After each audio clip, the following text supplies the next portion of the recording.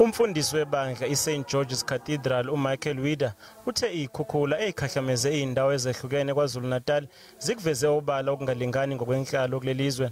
Leli bandla lithi ubungagwemeka umthelela wale izikhukhula esekushone kuzo abantu abacishe babe amakhulu amane nozwele kakhulu kubantu abantulayo. We see that what's happening in KwaZulu Natal, where our people are facing the consequences of nature, but so much of it could have been circumvented, even avoided, if there had been proper infrastructure provided way ahead of time.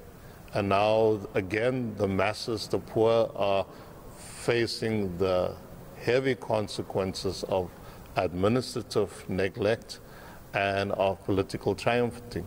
Kusenjalo abantu babuthane emabandleni ahlukene ukugubha iphasika e-Eastern Cape okokuqala nqa ngemva kweminyaka emibili ngenxa yemigomo yokunqanda i-COVID-19.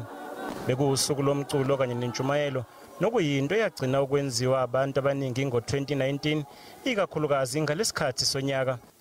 Ukuvikela impilo yamakholwa kuyaqhubeka nokuba mqoka. I-sanitizers ikhona apha ngaphakathi every 30 minutes.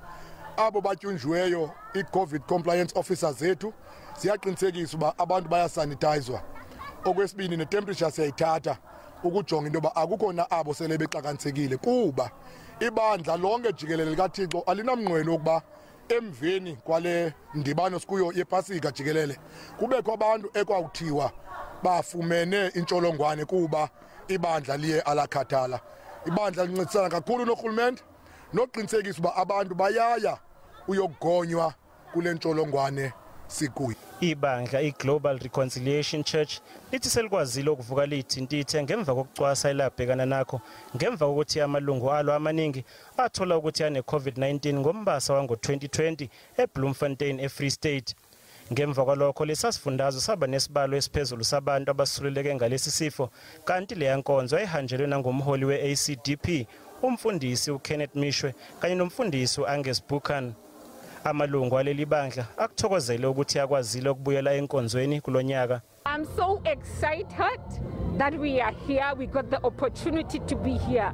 We are not taking this lightly because really what happened 2 years ago, it has shaken us. Even though we may still be wearing our masks, but at least the more people that can gather together, it brings so much joy.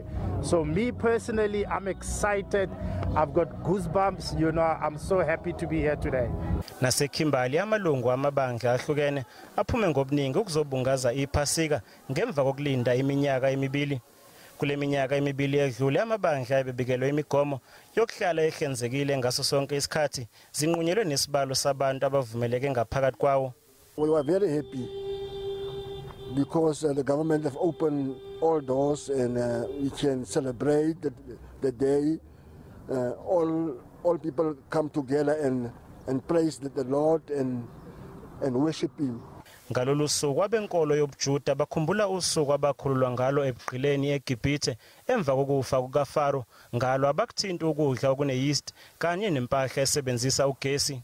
This is the bread of affliction. It's an unleavened bread that hasn't risen more than 18 minutes. And this reminds us of the time where we had to get out of Egypt very, very quickly.